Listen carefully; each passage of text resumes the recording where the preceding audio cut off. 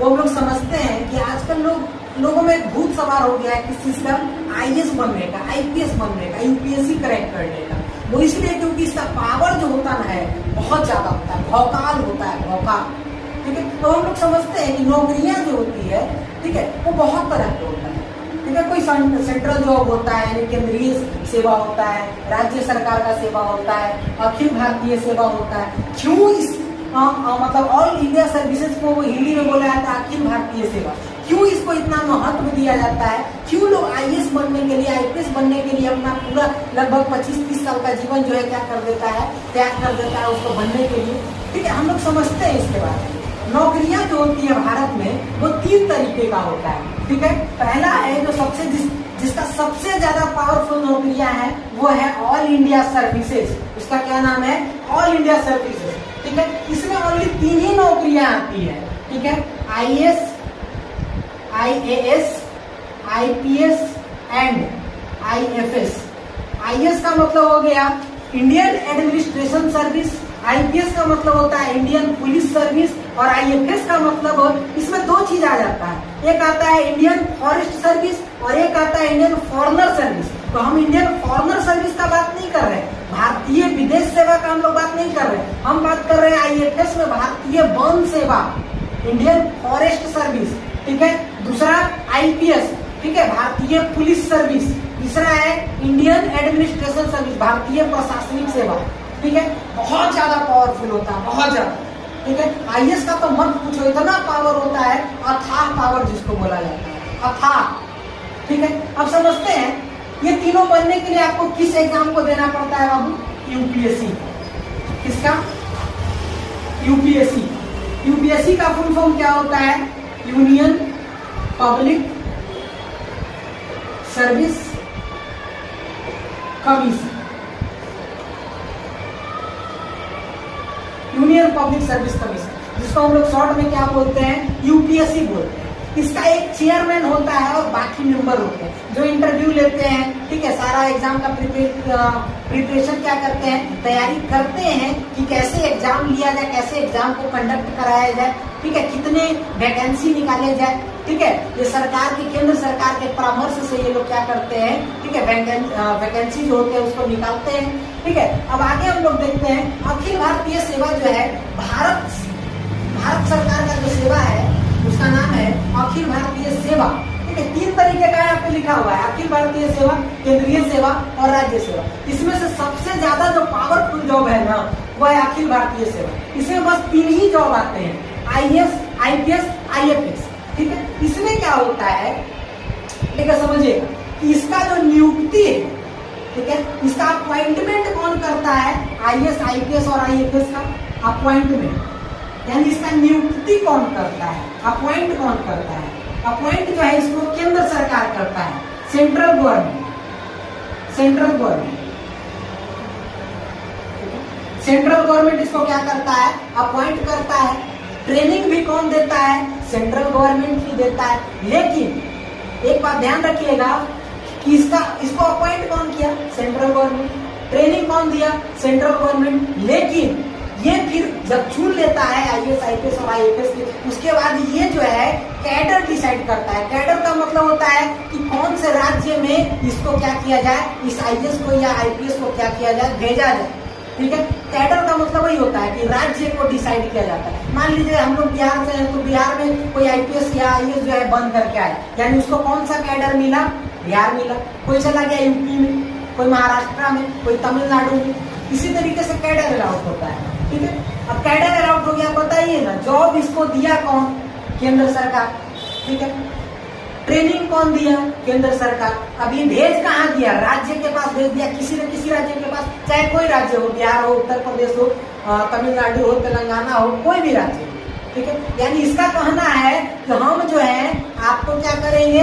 Appoint करेंगे, आपको क्या देंगे? ट्रेनिंग देंगे। लेकिन नौकरी आप कहाँ करेंगे? किसी न किसी स्टेट में करेंगे। सैलरी भी आपको कहाँ मिलेगा? उसी स्टेट में मिलेगा जहाँ पे आप नौकरी करेंगे। लेकिन इसका पावर क्या होता है?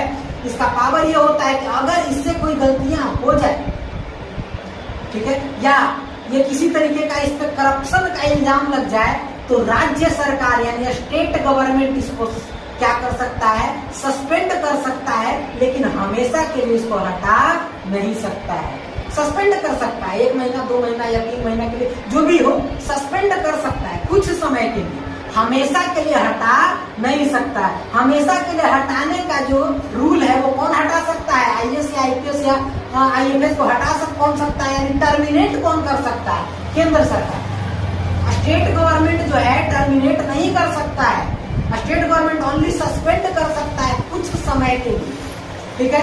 इतना पावर होता है आईएएस आईपीएस का, इसीलिए लोग बनने के लिए मरे रहता है। समझते हो, आईएएस जो है शुरुआत में ही एडीएम बन जाता है। क्या बन जाता है, एडीएम, एडिशनल डिस्ट्रिक्ट मजिस्ट्रेट। उसके बाद वो 3-4 साल के बाद प्रमोट होकर के डीएम बनता है। डीएम को हम लोग शॉर्ट अपने लैंग्वेज में बोलते हैं कलेक्टर। क्या बोलते हैं बाबू, कलेक्टर, ठीक है। कलेक्टर का मतलब समझते हो, पूरे जिला का वो क्या होता है, टैक्स कलेक्ट करता है, पूरे जिला का टैक्स कलेक्ट करता है। जितने भी जिला में चुनाव होता है, इलेक्शन होता है, वो सब का इलेक्शन कमिश्नर भी, यानी जिले का इलेक्शन कमिश्नर कौन होता है, डिस्ट्रिक्ट इलेक्शन कमिश्नर भी जो होता है वो कलेक्टर ही होता है। समझ रहे हो कितना पावर है, यानी जिला में जितना भी चुनाव होगा सब यही करवाएगा, जितना टैक्स कलेक्ट करना है जिला से सब यही करे। 36 डिपार्टमेंट इसके अंदर में होता है, हेल्थ डिपार्टमेंट, एजुकेशन डिपार्टमेंट, ठीक है, और भी जितने भी डिपार्टमेंट है सारे डिपार्टमेंट जो है इसी के अंदर में आता है। यानी ये जिला का पूरा हेड कौन होता है, पूरे जिला को संभालने का काम जो होता है वो डीएम का होता है, डिस्ट्रिक्ट मजिस्ट्रेट, जिसको हम लोग कलेक्टर भी बोलते हैं। समझ लो कितना पावर है, बाप रे बाप, अथाह पावर होता है, समझ रहे। यानी इसको जो है नौकरी देने का काम कौन किया, केंद्र सरकार। ट्रेनिंग कौन दिया, केंद्र सरकार। ट्रेनिंग देने के बाद भेज कहाँ दिया, किसी न किसी राज्य में, उसी राज्य में वो नौकरी करेगा, उसी राज्य से वो क्या लेगा, सैलरी लेगा। लेकिन उस राज्य में जो सीएम है, चीफ मिनिस्टर है, वो उसको हमेशा के लिए टर्मिनेट नहीं कर सकता, यानी हमेशा के लिए हटा नहीं सकता, सस्पेंड कर सकता है ओनली कुछ समय के लिए, बस इतना ही कर सकता है। यानी सबसे ज्यादा पावरफुल भारत में जो जॉब है वो कौन है, अखिल भारतीय सेवा, यानी ऑल इंडिया सर्विसेज, ठीक है। इसमें बस वही आईएएस आईपीएस और आईएफएस आते हैं, ठीक है। आईपीएस का मतलब हो गया जो एसपी आप सुनते हैं, एसपी, एसएसपी, डीआईजी, आईजी, ठीक है, डीजीपी, ये सब आईपीएस होते हैं, ठीक है। आईएफएस का मतलब होता है इंडियन वन सेवा, इंडियन फॉरेस्ट सर्विस, भारतीय वन सेवा। इसको जो है अखिल भारतीय सेवा में 1966 में जोड़ा गया। कब जोड़ा गया बाबू, 1966 में। यानी अगर पूछेगा कि आईएफएस को यानी इंडियन फॉरेस्ट सर्विस को अखिल भारतीय सेवा के रूप में कब जोड़ा गया था, तो 1966 में। क्यों जोड़ा गया था, क्योंकि छोटे मोटे जो लोग होते थे ना, जो वनों की कटाई क्या कर लेते थे, विधायक के डर से या बड़े लोगों, बड़े ठेकेदारों के डर से क्या करते थे, उन लोग जबरदस्ती जो है जंगलों का कटाई करवाता था। विधायक लोग, ठेकेदार लोग हो गया, उन लोग गलत काम करता था, जंगलों का कटाई करता था, उसको बेचता था, ठीक है। अब इससे क्या हो रहा था, वनों की बहुत ज्यादा, जंगलों की बहुत ज्यादा क्या होने लगी थी, कमी होने लगी थी, ठीक है। तो इसके लिए केंद्र सरकार ने आईएफएस को क्या कर दिया, अखिल भारतीय सेवा में जोड़ दिया, ठीक है। क्यों, क्योंकि विधायक जो है छोटा मोटा ऑफिसर से डरता नहीं है। अब आईएफएस जो होता है किसका है, अखिल भारतीय सेवा का है, समझ लो, उससे हर कोई डरेगा, है ना। इसीलिए उसको जोड़ दिया गया था, 1966 में जोड़ा गया था, इसमें अखिल भारतीय सेवा। दूसरा है सेंट्रल सर्विस। सेंट्रल सर्विस का मतलब होता है केंद्रीय सेवा।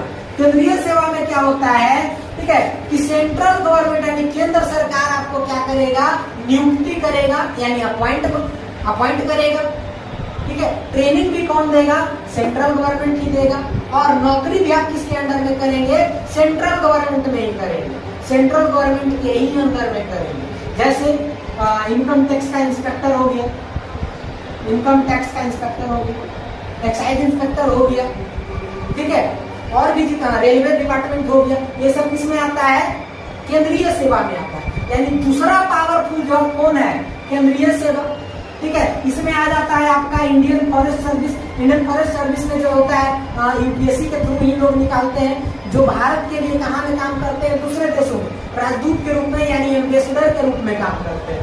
एम्बेसडर वो भी किसमें आता है, केंद्रीय सेवा में आता है, वो अखिल भारतीय सेवा में नहीं आता, केंद्रीय सेवा में। ठीक है, इंडियन फॉरेस्ट सर्विस नहीं, इंडियन फॉरेनर सर्विस। ठीक है, IRS हो गया यानी इंडियन रेवेन्यू सर्विस, IRS यानी इंडियन रेलवे सर्विस, ये सब किसमें आता है, सेंट्रल सर्विस में आता है, केंद्रीय सेवा। यानी इसका मतलब हुआ कि केंद्र सरकार ही इसको क्या करेगा, नियुक्त करेगा। ठीक है, अपने अंडर में इसको काम करवाएगा, सैलरी भी कौन देगा, केंद्र सरकार ही देगा। अगर इसको विदेश भेजेगा IFS वाला को, किसी दूसरे देश में राजदूत बना करके भेजेगा तो अपने ही अंडर में भेजेगा। ठीक है, दूसरा यही इसको सैलरी देगा, इस बात का ध्यान रखिए। और सबसे निचवा में कौन होता है बाबू, सबसे नीचे कौन होता है, स्टेट सर्विस, राज्य सेवा। ठीक है, जैसे स्टेट पुलिस हो गया, जैसे हम लोग बिहार से है तो बिहार पुलिस, बिहार दरोगा। ठीक है, ये सब किसमें आता है, बिहार SSC। ये सब का मतलब नौकरी कौन निकालेगा, वैकेंसी कौन निकालेगा, राज्य सेवा का राज्य सरकार निकालेगा। ठीक है, ट्रेनिंग कौन देगा, राज्य सरकार देगा। ठीक है, सैलरी कौन देगा, राज्य सरकार देगा। यानी सबसे कम पावर किसके पास होता है, स्टेट सेवा के पास, स्टेट सर्विस के पास। ठीक है, और सबसे ज्यादा अखिल भारतीय सेवा यानी all India service, IAS, IPS और IFS यानी Indian forest service, Indian foreigner service है। ठीक है, अब देखते हैं DM का बाबू इतना ज्यादा पावर होता है, इतना ज्यादा पावर। ठीक है, कि जब किसी जिला में, जिस जिले का वो DM है, उस जिला में अगर कहीं पे बहुत ज्यादा क्या हो जाता है, दंगा हो जाता है, मारपीट हो जाता है, वायलेंस हो जाता है, तो उस जिला में क्या लगाया जाता है, धारा 144 लगा दिया जाता है, धारा 144 लगा दिया जाता है। ठीक है, धारा 144 का मतलब होता है कि जिस जिला में बहुत ज्यादा दंगा हो गया है, किसी दो धर्मों के बीच में मारपीट हो गया है, वहां पे क्या कर दिया जाता है, धारा 144 लगा दिया जाता है। अब इसमें यह होता है कि एक जगह 4 से ज्यादा लोग, 4 या 4 से ज्यादा लोग एक जगह खड़ा नहीं हो सकते हैं, बैठ नहीं सकते। ठीक है, एक जगह 2 या 3 लोग खड़ा हो सकते हैं। अगर 4 लोग एक साथ पकड़ा गए तो भरदम प्रशासन क्या करेगा, पूछेगा और आपके ऊपर केस भी कर सकता है प्रशासन, क्या कि ये भी जो है इस दंगा में क्या है, संलिप्त है। ठीक है, यानी 4 लोग या 4 से ज्यादा लोग, जब धारा 144 किसी जगह लग जाता है तो उस जगह 4 या 4 से ज्यादा लोग एक साथ खड़ा नहीं हो सकता। और धारा 144 जो है उस जिले का कौन लगाता है, कलेक्टर यानी DM, या उस एरिया का SDM यानी sub divisional magistrate, sub divisional magistrate यानी SDM। ठीक है, यही दोनों के पास है पावर। ठीक है, और उस एरिया में जहाँ पे दंगा बहुत ज्यादा हो रहा है, उस एरिया का मोबाइल नेटवर्क भी क्या कर दिया जाता है, बंद कर दिया जाता है या स्लो कर दिया जाता है, ताकि मोबाइल नेटवर्क अगर खुला रहेगा, डाटा अगर खुला रहेगा तो एक जगह से दूसरे जगह इंफॉर्मेशन भेज देगा ना लोग, तो भाई हमारा इनका हुई तो मारपीट हुई तो थोड़ा इनका हुई था। ठीक है, इससे ये बढ़ेगा, यानी इससे आतंक की स्थिति क्या होता है, बढ़ता है। ठीक है, इसीलिए इंटरनेट का सेवा भी क्या कर दिया जाता है, बंद कर दिया जाता है। अब समझ रहे एक DM का पावर एक जिला को क्या कर देता, पूरी तरीके से ब्लॉक कर देगा, इतना पावर है। प्रधानमंत्री जब उस जिला में जाएंगे ना तो उससे इजाजत लेके जाते हैं। ठीक है, मुख्यमंत्री जब उस जिला में जाएंगे तो उस जिले के DM से पूछ कर जाएंगे कि जिलाधिकारी महोदय हम आपके जिले में आ रहे हैं। ठीक है, इतना पावर होता है, समझे। धीरे धीरे तो और इसका पावर बढ़ते जाता है। ठीक है, कमिश्नर बनोगे, सेक्रेटरी बनोगे, कैबिनेट सेक्रेटरी बनोगे, इलेक्शन कमिश्नर बनोगे, UPSC का चेयरमैन बनोगे, बहुत ज्यादा पावरफुल होगा। कैबिनेट सेक्रेटरी का मतलब होता है कि प्रधानमंत्री का वो सेक्रेटरी है और प्रधानमंत्री उससे दिन भर में 10 बार 15 बार फोन करके पूछते हैं कि हाँ सेक्रेटरी साहब ये काम करे या नहीं करे, यानी कोई भी काम प्रधानमंत्री करते तो कैबिनेट सेक्रेटरी से पूछिए के करते हैं, वो IAS ऑफिसर होता है। और मुख्यमंत्री कोई भी डिसीजन लेते हैं तो वो चीफ सेक्रेटरी से पूछ के लेते हैं, वो भी IAS ऑफिसर होता है। यानी राज्य का, किसी भी स्टेट का सबसे पावरफुल ऑफिसर कौन होता है, चीफ सेक्रेटरी, और पूरा देश का सबसे पावरफुल ऑफिसर कौन होता है, कैबिनेट सेक्रेटरी। ठीक है, और जिला का सबसे पावरफुल ऑफिसर डिस्ट्रिक्ट मजिस्ट्रेट यानी कलेक्टर, DM। ठीक है, जानते हैं आप इसको जो है हम बताए थोड़ा देर पहले कि IAS IPS को हटाना इतना आसान काम नहीं है। राज्य सरकार यानी मुख्यमंत्री उसको कुछ समय के लिए सस्पेंड कर सकता है, टर्मिनेट नहीं कर सकता है। ठीक है, अगर उसको ऐसा कर भी दिया जाता है तो उसके लिए आर्टिकल 311 में एक प्रावधान है कि उस IAS ऑफिसर के ऊपर या उस IPS ऑफिसर के ऊपर जो आरोप लगाए गए हैं वो सुरक्षा कवच का काम करता है। कौन? आर्टिकल 311 इसमें कहा गया है कि जो आरोप उस अफसर पे लगाया गया है उसके बारे में, ठीक है, उसे बोलने का अधिकार है, उसे अपने आप को सही साबित करने का अधिकार है। कौन से आर्टिकल में? 311 में। इसका मतलब यह हुआ कि किसी भी आईएएस ऑफिसर को या किसी भी आईपीएस ऑफिसर को आप आसानी से हटा नहीं सकते। आर्टिकल 311 जो है आईएएस और आईपीएसओ का क्या करता है? सुरक्षा कवच के रूप में काम करता है। ये लड़ने का क्या देता है? आदेश देता है। आदेश एक तरीके से आप कह सकते हैं, ठीक है, इन लोगों का सुरक्षा कवच है, ठीक है, कि इस आर्टिकल के तहत जो है वो लोग अपने आप को क्या करने का कोशिश कर सकता है? सही साबित करने का कोशिश कर सकता है। बताइए कोई दिक्कत है?